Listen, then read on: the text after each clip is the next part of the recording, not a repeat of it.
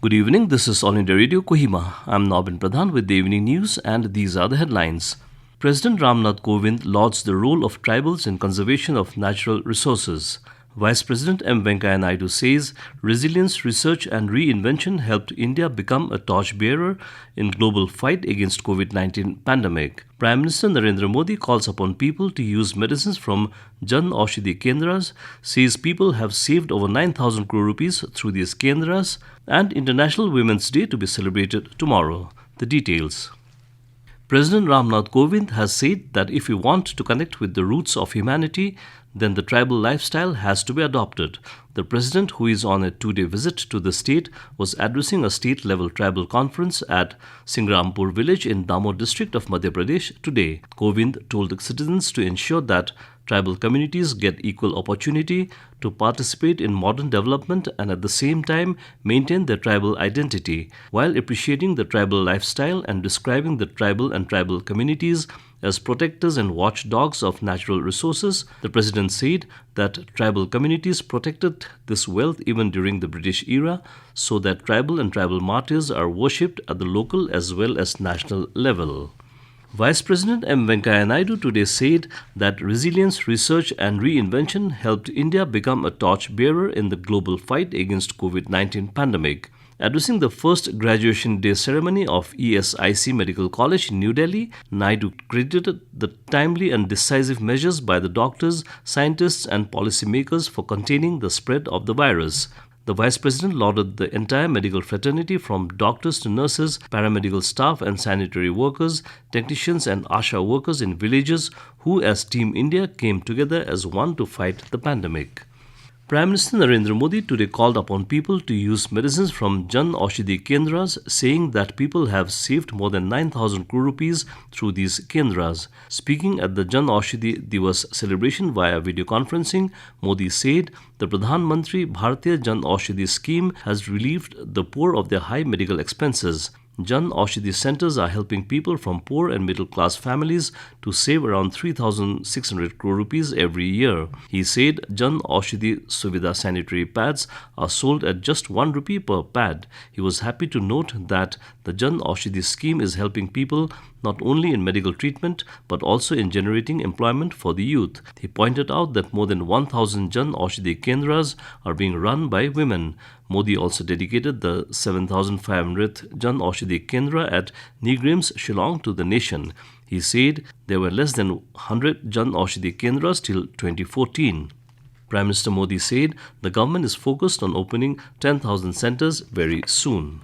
Union Agriculture Minister Narendra Singh Tomar has asserted that the government is ready for amendments in the farm laws, but it does not mean that the laws are flawed. Addressing a function in New Delhi yesterday, the minister said during the talks with protesting farmers, he spoke about the amendments. However, he had clarified to the farmers that the amendment proposals do not mean that the laws have shortcomings. He had said that he gave the proposal only to uphold the dignity of farmers. The minister said it becomes difficult to implement changes and take the entire country together with them. The minister said that even in parliament, opposition leaders only spoke on the farmers' protest instead of highlighting the gap in the new legislation. The second part of the budget session of Parliament will commence tomorrow. In view of the COVID-19 pandemic, the Rajya Sabha will sit from 9 a.m. to 2 p.m., while Lok Sabha will function between 4 p.m. to 9 p.m. The second leg of the session will conclude on the 8th of next month. The first part of the budget session had started on 29th January. The Rajya Sabha was adjourned on 12th February and the Lok Sabha next day for recess. You're listening to the news from All India Radio, Kohima. International Women's Day will be celebrated tomorrow. The day is celebrated on the 8th of March every year to help forge a gender-equal world, celebrate women's achievements and the increasing visibility in every sphere of life. This day celebrates the cultural, political, economic and social achievements of women. The day also highlights the extraordinary roles played by women in almost every walk of life and celebrates acts of courage and determination by ordinary women. This year, the International Women's Day will be celebrated under the theme Women in Leadership Achieving an Equal Future in a COVID-19 World.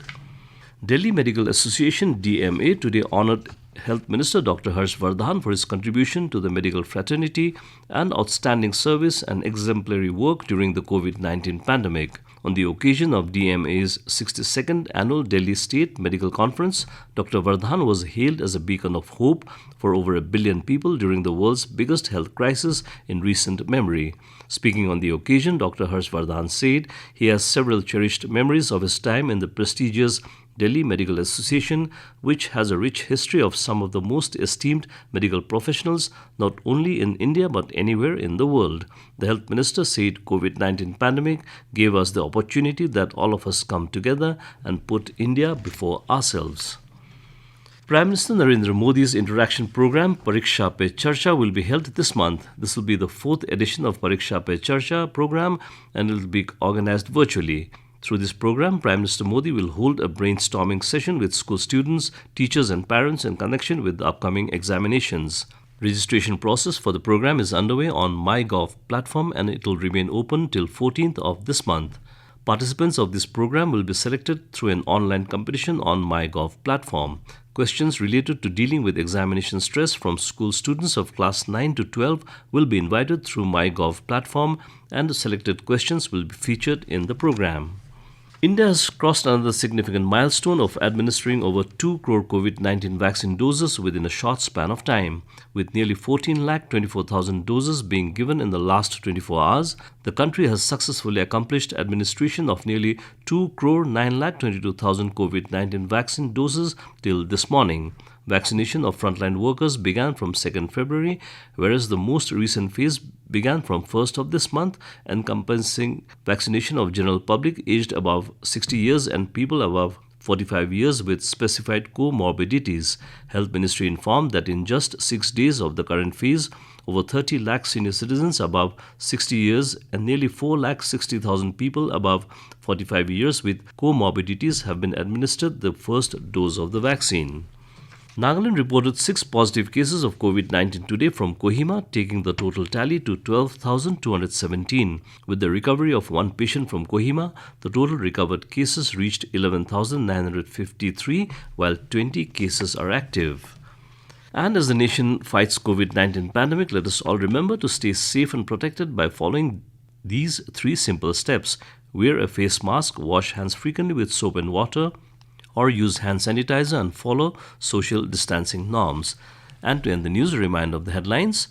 President Ramnath Kovind lauds the role of tribals in conservation of natural resources. Vice President M. Venkaiah Naidu says resilience, research and reinvention helped India become a torch-bearer in global fight against COVID-19 pandemic. Prime Minister Narendra Modi calls upon people to use medicine from Jan Aushadhi Kendras, says people have saved over 9,000 crore rupees through these Kendras, and International Women's Day to be celebrated tomorrow. And that's all the news we have for you this evening. Good night.